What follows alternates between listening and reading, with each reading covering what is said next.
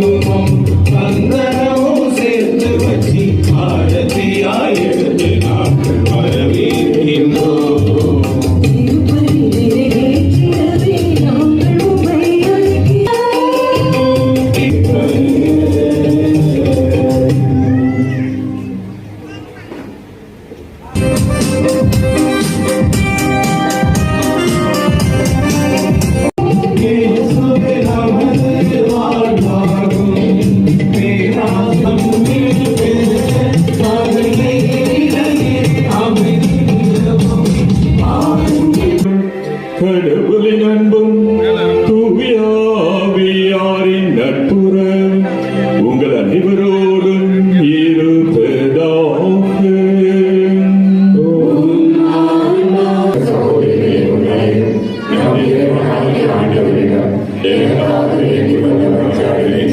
நம்மை நிலை வாழ்வுக்கு அழைத்துச் செல்வாராக.